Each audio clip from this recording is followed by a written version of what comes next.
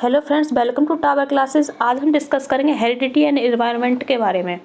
Fluence of heredity and environment in our development, यानी आनुवंशिकता और वातावरण हमारे विकास को किस प्रकार से प्रभावित करते हैं और इनका क्या रोल रहता है हमारे विकास में। तो आइए हम डिस्कस करते हैं हेरिडिटी और एनवायरनमेंट के बारे में। फर्स्ट हम जानेंगे हेरिडिटी क्या है। हेरिडिटी यानी आनुवंशिकता। आनुवंशिकता में जो गुण हमें मिलते हैं विरासत में, वही आनुवंशिकता के अंतर्गत आते हैं। मोटे तौर पर कहें, विरासत में मिले गुण जो हमें फिजिकली मेंटली जो गुण मिलते हैं शारीरिक और मानसिक रूप से, वो सारे हमारे विरासत के अंतर्गत यानी आनुवंशिकता के अंतर्गत आते हैं। Passed from one generation to next generation, जो भी गुण हमारे एक जनरेशन से दूसरी जनरेशन में ट्रांसफ़र होते हैं वो सारे आनुवंशिकता के अंतर्गत आते हैं। आनुवंशिकता के जरिए ही हम अपने माता पिता से, अपने दादा दादी से जो गुण हम पाते हैं वो सारे हेरिडिटी से ही हमें मिलते हैं। The process by which physical और mental qualities pass from parents to child, यानी कि वह प्रक्रिया जिसके अंतर्गत शारीरिक और मानसिक गुण हमें अपने माता पिता से बच्चों के अंतर पास होते हैं यानी ट्रांसफ़र होते हैं, वो सारे आनुवंशिकता के कारण ही ट्रांसफ़र होते हैं। Zygote has 46 chromosomes. 46 क्रोमोसोम्स होते हैं जिसमें 24 पेयर्स होते हैं, और जो एक पेयर जो होता है वो सेक्स क्रोमोसोम्स का होता है, जिसके अंदर फीमेल के अंदर XX क्रोमोसोम्स, 2 सेक्स क्रोमोसोम्स होते हैं, और मेल के अंदर XY क्रोमोसोम होते हैं। जानते हैं कि एक बेबी गर्ल और बॉय गर्ल का बर्थ कैसे होता है।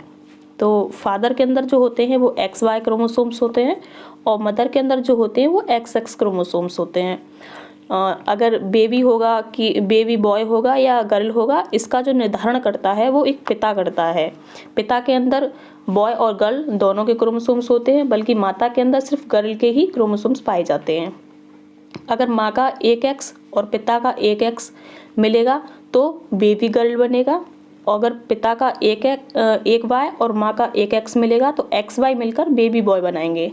तो इस प्रकार से अगर XX मिलते हैं तो बेबी गर्ल होता है, और XY मिलते हैं तो बेबी बॉय होता है। इस प्रकार से जो सेक्स का जो निर्धारण होता है वो एक पिता करता है कि लड़का होगा या लड़की। नेक्स्ट हम जानते हैं कि आइडेंटिकल ट्विंस, यानी कि जुड़वा कैसे होते हैं। जब develop from same x and sperm, जब सेम एक्स और स्पर्म से जो डेवलप होते हैं उन्हें हम आइडेंटिकल ट्विंस होते हैं, जो बिल्कुल सेम दिखते हैं। आइडेंटिकल जो ट्विंस होते हैं उनमें सेक्स भी सेम होता है, यानी या तो लड़का लड़का होगा या फिर लड़की लड़की होंगी दोनों, और दिखने में भी बिल्कुल सेम होंगे। उनके इवन गुण भी एक जैसे होंगे, उनकी पसंद सारी हर चीज़ एक जैसी होगी, और वो एक ही स्पर्म से डेवलप होते हैं। फ्रेटर्नल ट्विंस होते हैं वो 2 sets of egg and sperm से बनते हैं। उनका हो सकता है मे बी सेम सेक्स हो, या फिर हो सकता है दोनों अलग अलग हों, पर वो दिखने में मे बी सेम ना हो, या तो लड़का लड़की हो सकते हैं या दोनों लड़की लड़की हो सकते हैं। फ्रेटर्नल ट्विंस जो होते हैं वो अलग अलग एग और अलग अलग स्पर्म से डेवलप होते हैं। जानते हैं कि फ्रेटर्नल ट्विंस कैसे डेवलप होते हैं। 2 sperm fertilize 2 separate eggs and which develop in womb at same time, यानी कि 2 अलग अलग स्पर्म और 2 सेपरेट अलग अलग एग जो होते हैं वो फर्टिलाइज करते हैं, तब अलग अलग फ्रेटर्नल ट्विंस डेवलप होते हैं। आइडेंटिकल का मतलब होता है एक जैसे दिखने वाले, बिल्कुल उनमें सिंगल स्पर्म होगा और सिंगल ही एग होगा, जो कि डिवाइडेड हो जाते हैं अलग अलग 2 बेबीज़ में, जिनसे 2 सेम सेक्स वाले बच्चे होते हैं। नेक्स्ट हम डिस्कस करेंगे एनवायरनमेंट के बारे में। पर्यावरण क्या है। जो भी हेरिडिटी को छोड़ के जो भी हमारे आसपास है वो सारी ही चीज़ें हमारे पर्यावरण में आती हैं। एनीथिंग दैट सराउंडिंग्स, जो भी हमारे आसपास है पर्यावरण, जो कि आपने बेसिकली डेफिनेशन पढ़ी भी होगी, परि प्लस आवरण, यानी कि जो चीज़ें हमें आसपास से घेरे हुए हैं वो सारी पर्यावरण के अंतर्गत ही आती हैं। नेचर वर्सेस नर्चर, तो हमारे जो विकास में जो प्रभावित करता है, यानी जो विकास को डेवलप करता है हमें, वो नेचर का ज़्यादा रोल रहता है या फिर नर्चर का, यानी हमारी आनुवंशिकता ज़्यादा हमें प्रभावित करती है या फिर हमारा पर्यावरण। तो इस पे बहुत सारी डिबेट्स हैं कि पर्यावरण ज़्यादा प्रभावित करता है हमारे विकास को, या फिर हमारे विकास को आनुवंशिकता के गुण ज़्यादा प्रभावित करते हैं।